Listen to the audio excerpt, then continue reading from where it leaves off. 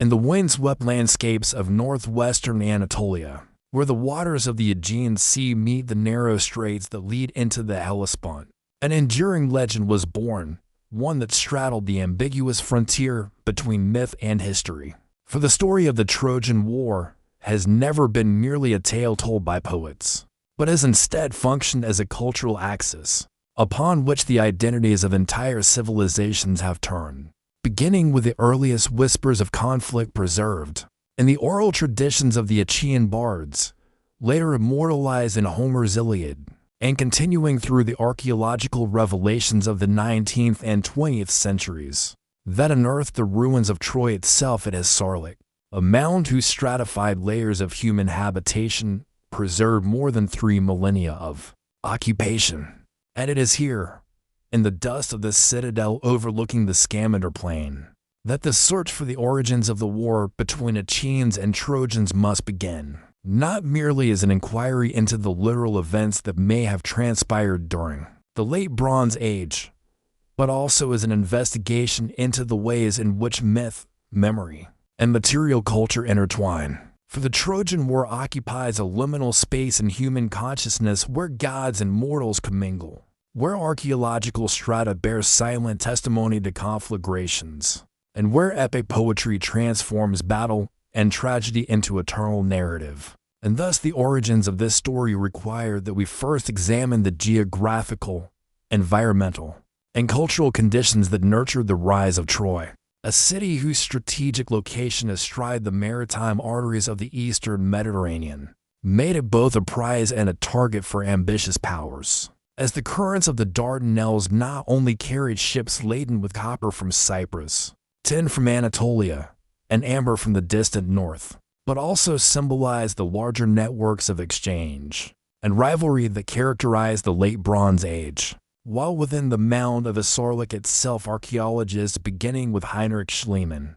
and later refined by Wilhelm Dörpfeld and Karl Blegen uncovered successive layers designated Troy I through Troy IX, among which Troy VI and Via, dated roughly to the 13th century BCE, have been most consistently identified with the historical kernel of the Trojan War. For their remains reveal signs of destruction, collapsed walls, burned debris, shattered pottery that correspond intriguingly with the approximate time frame of Mycenaean expansion and conflict, and yet even as spades revealed the charred ruins of citadels, the interpretive challenges remain vast. For the alignment of archaeological evidence with poetic tradition is fraught with questions. Was the war a single climactic conflict as sung by Homer, or rather a series of recurrent clashes between Mycenaean Greeks and Anatolian states over centuries of contested trade and territory? And how do we reconcile the role of divine intervention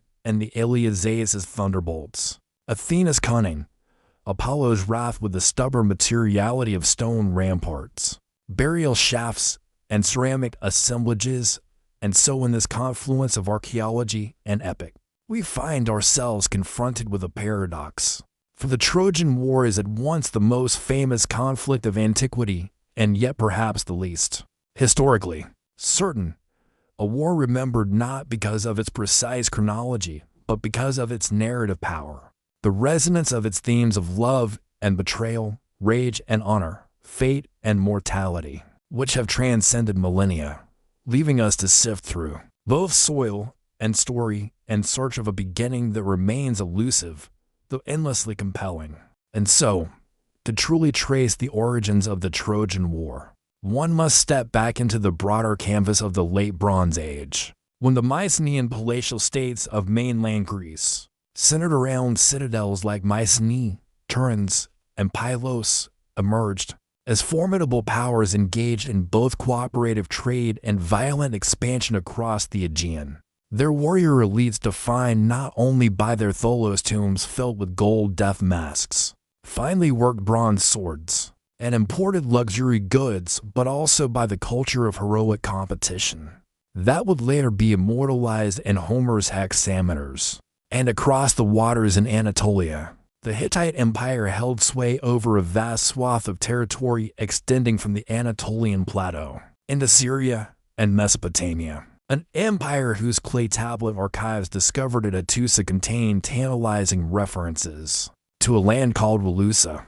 widely regarded by scholars as the Hittite designation for Ilias or Troy, thereby providing a rare point of convergence between epic tradition and documentary evidence. For the Hittite records speak of conflicts between Walusa and the Ahiyawa, a name many philologists equate with the Achaeans of Homeric epic, suggesting that the war remembered in myth may indeed have echoes in the geopolitical rivalries recorded in cuneiform, and within this crucible of shifting alliances, contested frontiers, and lucrative maritime routes, Troy emerged not merely as a backdrop for a romantic tale of Paris and Helen, but as a city whose monumental fortifications, massive sloping walls of dressed limestone, towers guarding the approaches to the Scamander Plain, an intricate urban layout revealed through excavations indicate both its prosperity and its preparedness for war. For Troy was not an isolated citadel but a hub integrated into the larger networks of exchange that linked the Aegean with Anatolia and beyond, and its rulers would have been keenly aware that their city's strategic position made them indispensable intermediaries in the flow of goods, a role that both enriched and endangered them, since the desire to control such a choke point could easily ignite the ambitions of Mycenaean kings, eager to extend their influence eastward, while the constant interplay of trade and raiding, diplomacy and conflict would have made clashes between Greeks and Trojans not only possible but probable, and it is within this environment where archaeology presents us with layers of ash and collapsed fortifications, while texts and poems echo with divine quarrels and heroic exploits, that the legend of the Trojan War began to crystallize, its roots firmly planted in the soil of history yet nourished by the waters of imagination, memory, and cultural identity, ensuring that what may have been one of many late Bronze Age struggles became elevated into the single most enduring story of conflict ever told. For while the romanticized version of the Trojan War often foregrounds the abduction of Helen by Paris as the spark that ignited the conflagration, a theme that appealed to later poets and tragedians because it personalized the causes of war in terms of desire, betrayal, and honor. Archaeologists and historians seeking to align the myth with the material record must instead look beyond the poetic veneer to the structural forces at work. In the 13th century BCE, when the Mycenaean palace economy was at its zenith, producing surplus agricultural wealth that was redistributed through centralized systems of taxation and recorded on linear B tablets, which also revealed detailed inventories of weapons, chariots, and manpower that testify to the militarized nature of these societies, and when combined with evidence of fortification walls, megaron palaces, and elaborate burial practices, it becomes clear that Mycenaean elites were deeply invested in projecting their power, both inward toward their subjects and outward toward their rivals, a context in which Troy, sitting like a sentinel at the crossroads of land and sea, would have represented not just a commercial opportunity, but also a potential threat. And here the archaeological record of Troy VI, with its massive circuit walls, bastions, and finely built stonework, conveys a picture of a flourishing city whose prosperity drew admiration and envy in equal measure, while the destruction layer of Troy VI, littered with storage jars filled to the brim with carbonized grain, broken pottery vessels, and hastily constructed defensive works, suggests a city under siege, its inhabitants desperate to hold out against attackers whose identity has been the subject of scholarly debate for over a century. Some arguing that these were the Ahiyawa of the Hittite text Mycenaean Greeks, waging a protracted campaign for control of the Dardanelles, while others suggest alternative explanations such as regional conflict or even natural disaster. Yet the sheer coincidence between this destruction horizon and the chronological framework of Homer's epic has persuaded many that here, at last, archaeology and poetry intersect, though the interpretation is complicated by the fact that the Iliad, as preserved in the 8th century BC, represents a distillation of centuries of oral tradition, shaped and reshaped by countless generations of bards who embroidered details, altered emphasis, and infused the narrative with the worldview of their own time. So that while the poem may preserve echoes of a real conflict, it does so through the distorting lens of performance, memory, and myth-making, and thus the origins of the Trojan War, whether conceived as a literal campaign or as a symbolic encapsulation of the rivalries between Greeks and Anatolians, must always be understood as layered, multifaceted, and deeply entangled with the broader processes of history, archaeology, and storytelling that render it endlessly fascinating. And if we shift our gaze from the stones of Hisarlik and the tablets of Hattusa to the wider Bronze Age world that framed these events, the story of Troy acquires an even greater depth. For the late Bronze Age Eastern Mediterranean was an interconnected system of kingdoms and empires whose prosperity depended upon delicate balances of trade, diplomacy, and military power, a system vividly illuminated by the Amarna letters discovered in Egypt, which reveal networks of correspondence between pharaohs, Hittite great kings, Babylonian rulers, and Mycenaean Waynax figures, all bound together in a web of gift exchange, marriage alliances, and occasional hostilities. And within this geopolitical environment, Troy's strategic placement allowed it to function not only as a local power, but as a significant node in long-distance exchange, receiving goods and influences from both the Anatolian interior and the Aegean basin, as demonstrated by the archaeological assemblages recovered at Hisarlik that include Mycenaean-style pottery, alongside Anatolian wares, suggesting a cosmopolitan population accustomed to cultural hybridization. Yet this very integration into wider trade systems also rendered the city vulnerable, because prosperity attracted predators, and the Mycenaean kings,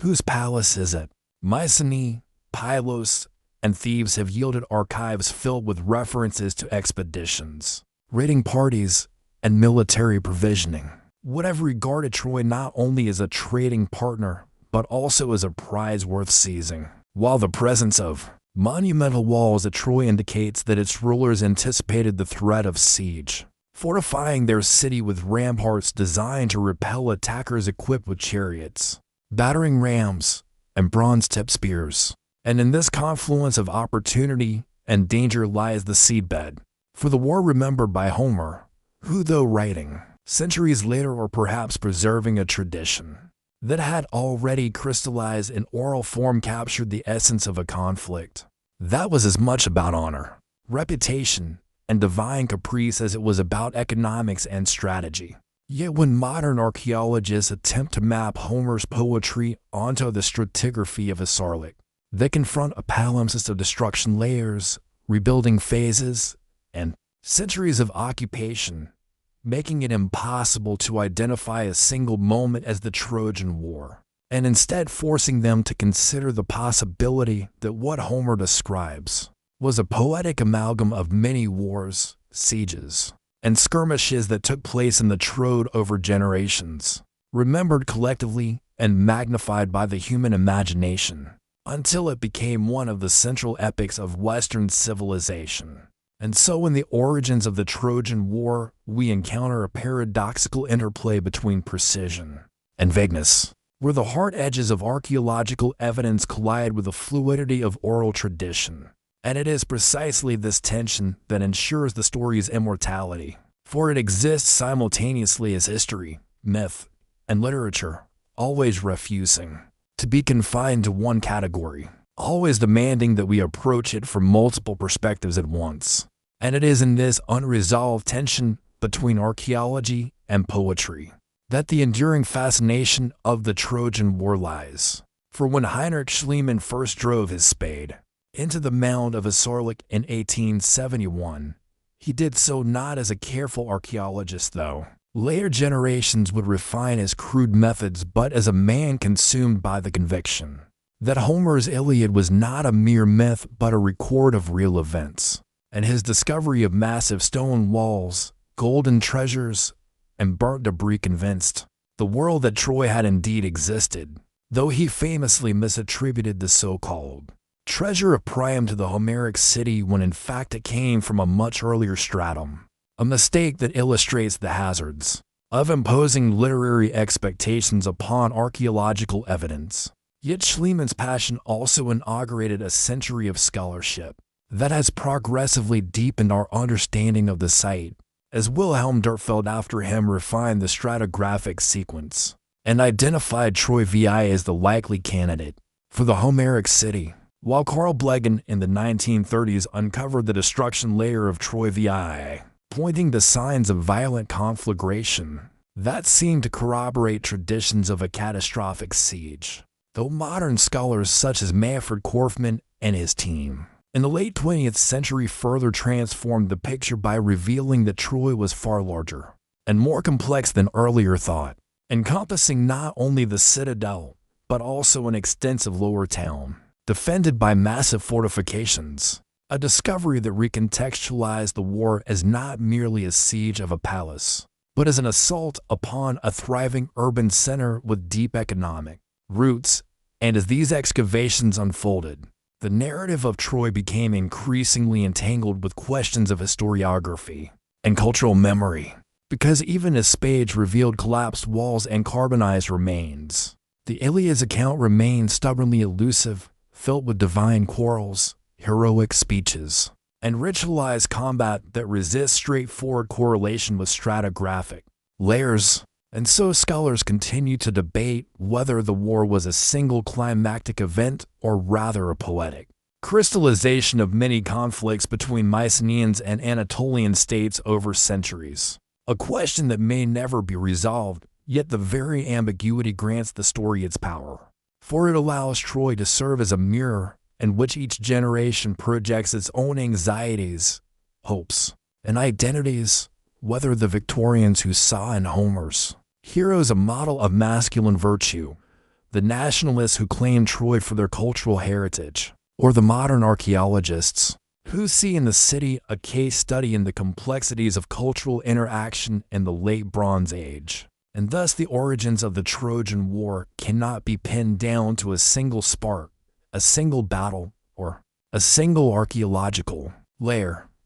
but must instead be understood as the convergence of geography, trade, rivalry, myth, and memory, woven together into a tapestry that has survived 3,000 years precisely because it resists reduction to a single thread. And when one considers the wider legacy of this myth of historical conflict, it becomes clear that the Trojan War was never simply about the fall of a city, but about the cultural imagination that transformed a regional clash into a universal epic. Because the story is preserved in Homer and later elaborated by poets like Virgil, tragedians like Euripides, and historians like Herodotus became a foundational narrative for the Greek world, shaping their notions of heroism, honor, and the tragic costs of war, and from their past into the Roman imagination as part of their own origin myth through the figure of Aeneas, ensuring that the memory of Troy was not only preserved, but reinvented across centuries, so that by the time modern archaeologists unearthed the ruins beneath the mound of Hisarlik, they were not merely uncovering a Bronze Age city but excavating the layers of cultural memory that had accumulated upon it like sediment, each generation leaving its own interpretation, its own reading, its own stake in what Troy meant. And yet within this palimpsest of meanings, the material remains still speak with their own voice. For the broken sherds of pottery, the charred beams of collapsed houses, and the monumental walls rising against the Anatolian sky tell a story of resilience and vulnerability, of a city that flourished at the crossroads of worlds but could not escape the pressures of geography and ambition. And thus, even as we debate whether there was a Helen, whether Achilles and Hector truly clashed at the Scaean Gate, or whether the wooden horse was a metaphor for siege technology, the physical evidence anchors us to the reality that there was a Troy, there were wars, there were destructions, and in those destructions people lived, fought, and died, leaving behind traces that we, thousands of years later, painstakingly reconstruct. And this is perhaps the true origin of the Trojan War is a story worth telling, not because we can pin it down to a single fact or a single battle, but because it embodies the universal human experience of conflict, memory, and meaning-making. An experience that begins in the soil of Anatolia, but extends outward across the entire arc of human culture, carried first by oral tradition, then by epic poetry, and finally by archaeology and modern scholarship, ensuring that the Trojan War endures not only as a myth of the past, but as an eternal point of reflection on the intersection of history and imagination. And yet, even as archaeology and philology attempt to reconstruct the Trojan War as an event situated in the 13th century BCE, the question of why this particular war became immortalized above countless others demands attention, because conflicts between rival powers were common in the late Bronze Age, as attested by Hittite records that speak of repeated clashes over frontier territories, Egyptian inscriptions boasting of victories over foreign enemies, and Mycenaean records that catalog weapons and chariotry with bureaucratic precision. But none of those wars inspired epics that resonated across 3 millennia, which suggests that what made the Trojan War unique was not its scale or its political significance, but rather the way it was absorbed into the cultural matrix of Greece. First through the oral traditions of itinerant bards who preserved and elaborated the story across generations, and later through the crystallization of these tales into the Iliad and the Odyssey, works that combine human drama, divine intervention, and martial spectacle in a manner that elevated the war beyond the ordinary to the realm of the archetypal. And this transformation was further reinforced by the performative nature of epic, as rhapsods reciting Homer in public spaces ensured that the Trojan War became a shared cultural inheritance for Greek communities scattered across the Mediterranean, binding them together through a common past that was half remembered history and half invented legend. And as centuries passed, the resonance of the story only deepened,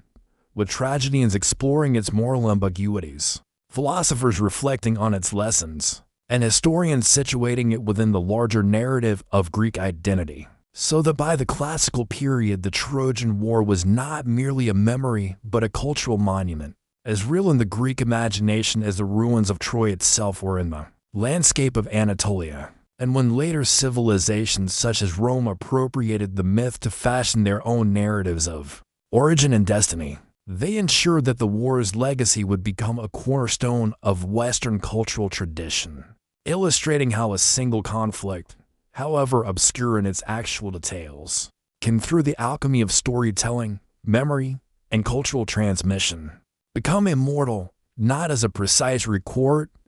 but as a myth that outlasts empires, languages, and even the people who first told it, leaving us today to sift through both soil and song in search of its elusive origins, and to probe deeper into the archaeological side of this enduring legend. We must examine the material culture of Troy and its contemporaries, for the assemblages recovered from Hisarlik tell us much about the city's role in the late Bronze Age world, with the pottery finds revealing a striking mixture of local Anatolian wares and imported Mycenaean ceramics, particularly stirrup jars used for transporting perfumed oils, which point to trade links extending across the Aegean, while metallurgical evidence indicates both local production and long-distance exchange, since Troy's inhabitants worked bronze weapons and tools that required tin likely sourced from distant regions, such as central Anatolia or perhaps even further afield,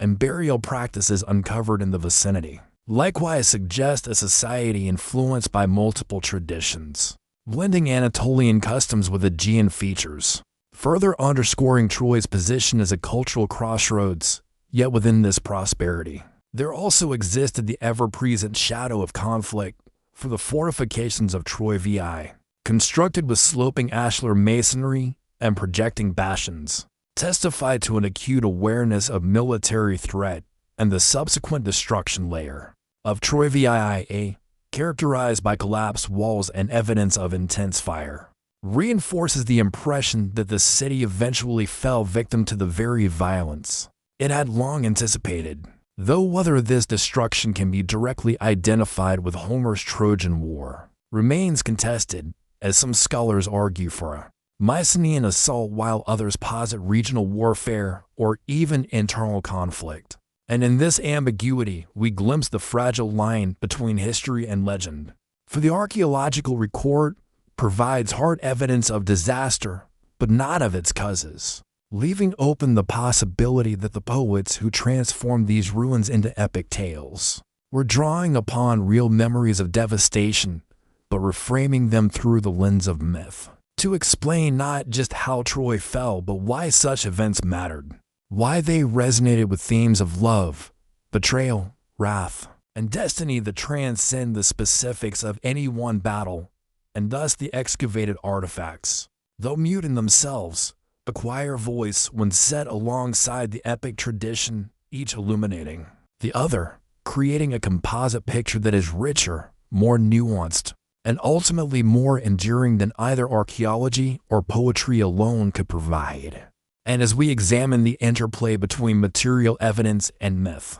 it is impossible to ignore the role of ritual, religion, and belief in shaping both the lived experience of the Trojans and the stories that would later be immortalized in Homer's epic. For the sanctuaries uncovered at his Sarlacc, including altars, votive deposits, and figurines, suggest a complex spiritual landscape in which the gods were invoked to protect the city, bless the harvest, and oversee the fortunes of both rulers and warriors. While in the broader Mycenaean and Anatolian context, the cultic practices reveal shared motifs such as the veneration of sky deities, chthonic powers, and ancestor spirits, demonstrating that the world of the Trojan War was not merely a stage for human ambition and heroism, but also a sacred space where divine forces were understood to intervene directly in human affairs, whether through favor in battle, curses upon the guilty,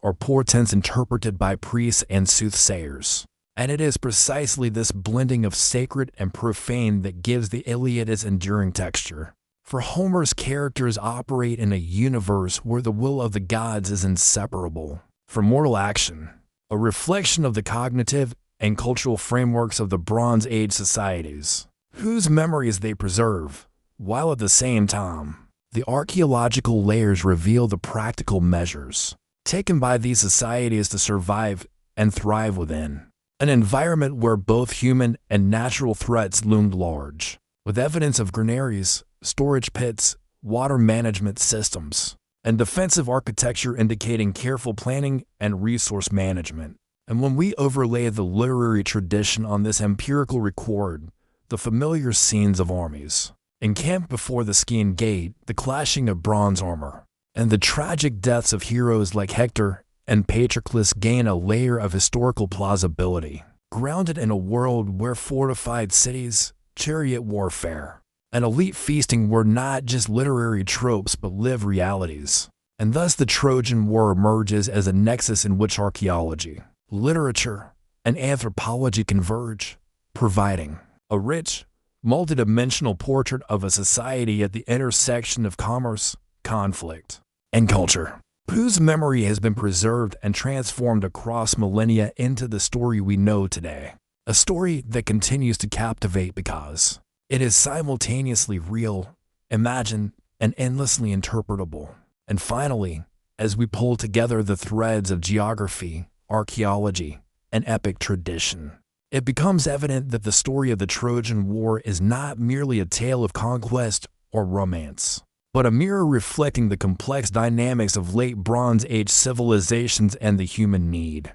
to remember, interpret, and mythologize past events. For in examining the stratigraphy of a Sarlacc alongside linear B records, Hittite correspondences, and the Iliad's poetic narrative, we witness a convergence of empirical evidence and cultural memory that illuminates the city's strategic significance, the wealth and sophistication of its inhabitants, and the persistent threads that shaped its history. And while we may never know the exact details of battles, the names of all participants, or the precise role of figures such as Helen, Paris, or Achilles, The cumulative evidence demonstrates that Troy was a flourishing urban center whose fortunes were inextricably linked to the economic, military, and political networks of the Aegean and Anatolia, and that the legendary war, whether a single campaign or a composite of repeated conflicts, reflects the realities of territorial ambition, trade competition, and the perennial human fascination with honor, loyalty, and heroism, and moreover, the endurance of the story in oral, literary, and artistic traditions ensures that the Trojan War remains not only a subject of scholarly study but also a cultural touchstone, whose lessons and symbolism continue to resonate across time and geography, connecting modern audiences to the material remains of citadels, burnt layers, and fortifications unearthed by archaeologists and to the intangible heritage preserved through storytelling, ultimately illustrating that the war's significance transcends its historical particulars, offering insight into the very processes by which societies remember, mythologize, and make sense of their own past. And so with the completion of this first paragraph, we have established a foundation that combines the emergence, archaeology, cultural significance, and mythic resonance of Troy, seamlessly preparing the narrative to move into the subsequent exploration of the early settlements, social structures, and political developments that form the next phase of the Trojan War saga in paragraph 2.